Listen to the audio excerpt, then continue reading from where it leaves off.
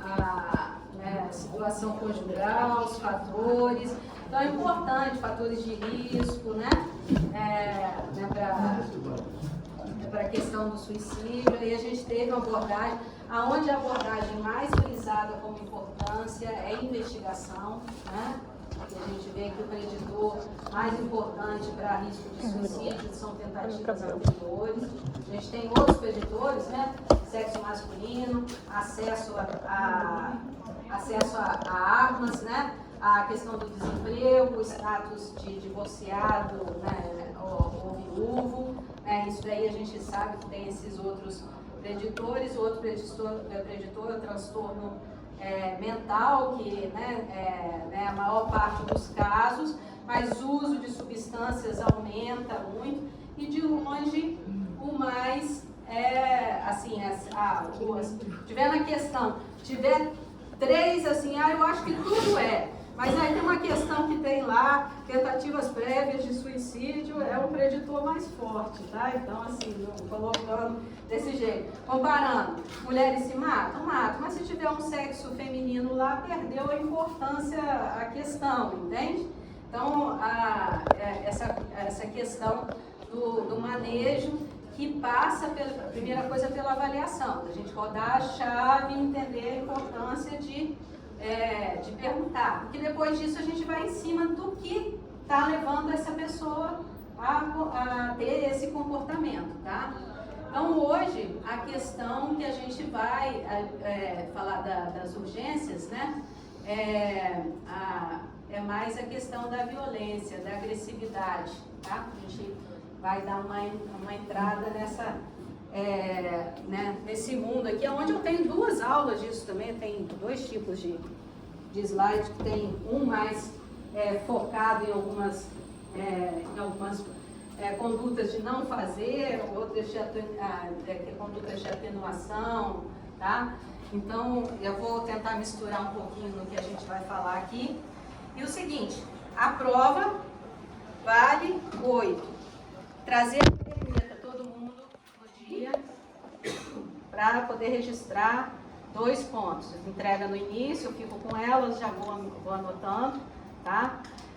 Se eu não conseguir anotar durante a prova, eu carrego um pouquinho ela até depois da prova e depois vocês pegam comigo, né? Então, eu pego na mesma hora, tá, gente? Não vou levar para casa, não. Do jeito que eu pego as coisas, aí eu não vou levar.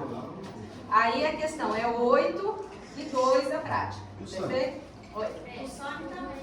O sangue é um ponto extra, tá? Aí coloca o nome em cima, né? Porque às vezes está no nome de outra pessoa. Mas para trazer xerocado. A gente já mandou a foto do Tati, que é representante de quem tem um comprovante de doa sangue. Não é mais fácil pegar uma lista com ela? Sim, mas alguém pode aparecer no dia também, né? Com comprovante, tá? Verdade. Nos dias da prática, eu me recordo que a senhora anotou o nome das pessoas. Sim, mas olha só, é bom a caderneta, porque também nos dias da prática, quando eu não anotei, eu carimbei, né? E aí o que acontece? Do mesmo jeito que eu posso perder um carimbo que eu perdi, tá? Eu posso perder um nome. Então, tá valendo as formas de conferência, eu não quero tirar nota de ninguém, porque a professora não colocou lá, que às vezes eu anoto, aí chega, depois entra gente, aí eu não coloquei. É lógico que o dia que eu não fui, né, esse ponto foi carimbado automaticamente na caderneta, aí eu não tenho lista de nome, entende? Então aí isso aí foi uma calma. E aí é o seguinte, né, o conteúdo é mais prático, a gente tem discutido bastante em relação a esses temas. Eu tentei até dar um trabalho para ver se eu engoli uma matéria, mas não deu, porque o tema era importante. Eu tinha colocado em relação à dependência química. Eu vou falar de dependência química até hoje, né? Porque ainda é urgência psiquiátrica, então não deu para colocar esse tema. Por outro lado, perdeu um conteúdo que é o transtorno neurocognitivo, tá? São as demências e tudo, a gente perdeu esse conteúdo, tá? E aí eu espero que a neuro tenha abordado isso também, que a geriatria aborde, tá? Então, que não seja perdido isso durante a faculdade, senão vocês me cobram, tá? Eu estou contando aí que a neuro e a geriatria devem passar por esses pontos, tá? Vai passar, né? E a questão é a seguinte, eu particularmente, a aula eu acho que é importante, porque tem algumas demências que não... Tudo é Alzheimer, né? Algumas demências que são comuns e que a gente não faz o diagnóstico, que é fácil de fazer, mas a abordagem terapêutica delas, eu preferia estar dando lá na minha optativa, entende? Tá? Tá. Ótimo. Obrigada. Gente, aqui. Vamos ver então, né, que, já foi meia hora. Foi meia hora aí de vamos ver, gente. Em relação à violência, vocês já vivenciaram, vocês já estão dando plantão, vivenciando alguma muita coisa prática. na prática? Quem já vivenciou alguma situação de violência? Coordenação e o 7º B. Coordenação, 7º B assistido. A violência, lembra quando eu disse que é mais frequente fora do ambiente da urgência psiquiátrica do que na urgência psiquiátrica, né? Isso é verdade, a gente está sujeito a situações de violência. Você viu que eu consegui chegar, né? Show, tá correndo aí, ó, não quero que sofra acidente por conta de aula não, hein? Pelo amor de Deus, tá? Aí uma coisa, gente, em relação a trabalho de vocês, que vocês estão precoces em relação a estarem dando estágio. Tem gente que já busca estágio desde o primeiro período. Eu desaconselho, tá? Porque só depois que você passa pela semiologia, você pode ter alguma crítica sobre o que foi examinado, tá?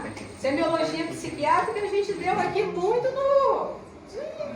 sabe aquele pinguinho, café pingado, né? Só um pinguinho mesmo ali, né? Então, assim, e aí em termos de conduta, a gente viu aqui, por exemplo, a questão da encefalopatia de verme, que mesmo que não seja tão comum, talvez a gente esteja comendo mosca com ela, né? Se os casos às vezes não voltam, né? Tem uma relação do uso de substâncias também, com uma queda, né, de acesso a serviços, desemprego, tudo isso. Então, assim, às vezes a população não está na nossa vista, né? E depois que o paciente já está com uma demência ali, ele já chega ali para você vai chamar ele de doido, porque ele acha que está lá em 2020, não é 2020, mas você não acha que aquilo ali já é uma consequência da encefalopatia de verme, tá? Então, a questão né, aliás, encefalopatia de verme, que é questão obrigatória na prova, né? Tá? Isso eu acho que eu deixei. E aí a gente vai falar do contexto de violência, tá?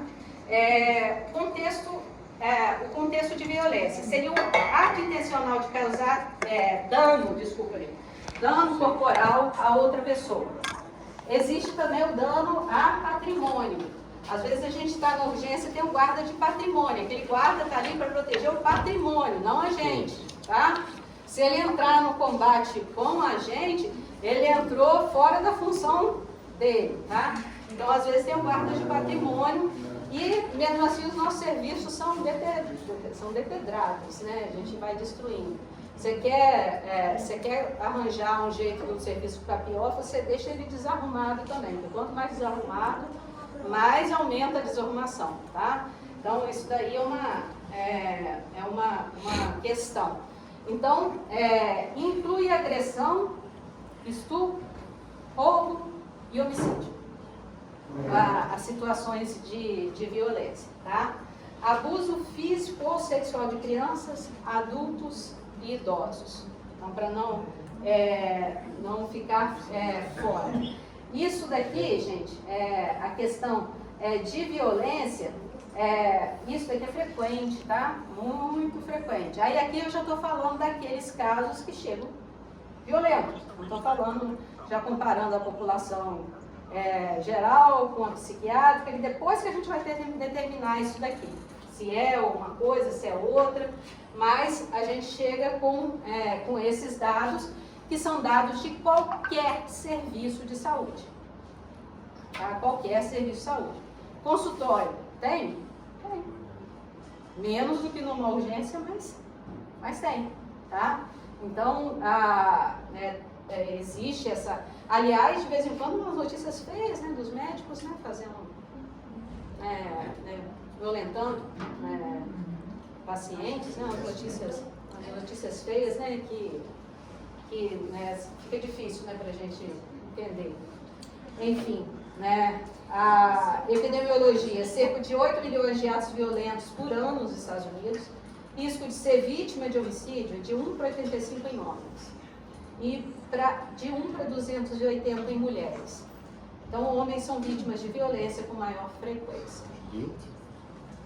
Ok? Homens são vítimas de violência com maior frequência. Uai. Não desfazendo a violência que os outros grupos sofrem. Mas Tá? que tipo de violência o homem sofreria mais do que a mulher? Por exemplo, Assassinato, maior envolvimento com briga. crime, briga, Ah, tá. né, Nesse assassinato, sentido. nesse sentido. Estupro não foge também, entende? Né? Abuso físico ou sexual também não foge, mas a questão é que a gente tem uma frente de batalha aí, né, que até para ser intimidadora, uma mulher enfrenta mais dificuldade de ser aceita no grupo. Sim. Tá? Então, a questão é que os homens são mais vítimas de violência. Eu não estou falando que os homens não praticam violência, ou que as mulheres não sofrem violência, ou, né, que as crianças estão isentas disso, não nada disso. Eu só estou dizendo que existe mais violência entre os homens. Às vezes até um jogo, né, mais agressivo, né, em relação a, né, colocar o jogo aí em cima do Neymar que cai, que sofre falta, machuca toda hora, né? Então, enfim, né, a questão é que às vezes até mesmo o esporte ele é violento por si só, o futebol, né? Mas aí às vezes tem uma questão de comportamento, né, que tenha esse grau de lesão maior, tá? Né, força, né, ali aplicada maior. Você pensar num lutador de boxe, ele é todo quebrado, gente. Igual a mulher também, né? Então é todo quebrado, não é uma coisa muito do ser humano, não. Aquilo ali é fora, né? Então, assim, não é pra gente se submeter a esse tipo de coisa. Mas a agressividade é uma coisa inerente ao ser humano. Aliás, mais do que a outros animais. Às vezes a agressividade dos animais tem uma função, predação, né? Domínio de um território. Né?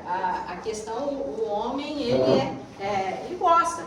As brincadeiras, às vezes, de crianças, se a gente não controlar, elas são agressivas, entende? Se a gente não colocar uma regra, né, o negócio fica feio, tá bom? Fica feio mesmo, tá? Então, assim, a gente gosta de esportes que violência acontece toda hora, a gente tem isso, tá? E aí se diverte com isso. E isso não é uma coisa dos tempos atuais, né? Isso, né, tem história aí em relação a guerras e guerras e guerras, onde se morre, né, em termos de, né, defesa de uma pátria, né? O homem traz valores em cima disso, né? Tô falando homens, humanidade, tá? Ok? Então aí, transtornos associados à violência. Os transtornos psicóticos, o paciente que está escutando vozes, está paranoide, ele se sente perseguido, então ele é propenso à violência, tá? Às vezes a voz está falando, né? Machuca, se mata, né? Coloca fogo, entendeu? E a questão da paranoia, você está se sentindo perseguido, onde você olha, tudo diz respeito a você, todo mundo está te perseguindo, e aí você começa a, no mínimo, fugir, né? Ou ficar olhando, o que acontece muitas vezes com o esquizofrênico, são os sintomas negativos, ficar meio apático, mas tudo aquilo está acontecendo em volta dele. Tá? Então ele pode ter uma reação súbita. Tá? Então, dentro disso, a mania, né, a fase maníaca do transtorno bipolar, então existe um aumento, né, assim, em relação aos pensamentos de grandeza, de perseguição, que seja, e o aumento de poder. Eu sou um super-homem mesmo, né? Então, assim, eu não tenho limite, né? E maior potencial de agressão, né, desses pacientes. Eles lutam muito contra a sedação dos medicamentos. Você deixar solto, vai para o banheiro, faz polichinelo, faz flexão, faz tudo, joga água em cima para não dormir, não quer o efeito da sedação. E aí vira a noite sem dormir por excesso de energia e pavio desse tamanhozinho, tá? Nem, se não vier assim, tá? Nenhum. E aí intoxicação com álcool, drogas, o que piora qualquer condição. Tendo ou não transtorno mental, tá? A abstinência por álcool e sedativos hipnóticos. Eu estava com os alunos do internato, uma senhora falou, meu marido foi tomar meu diazepam, puxei a faca para ele. Aí ele tirou a faca da minha mão, eu peguei a outra, entende? Então, assim, aí fala, bom, tenta suspender o benzodiazepínico de alguém aí, assim, sem conversar sobre isso, dá isso. Eu falei assim, eu não vou, não, toma aqui a receitinha azul, continua o diazepam,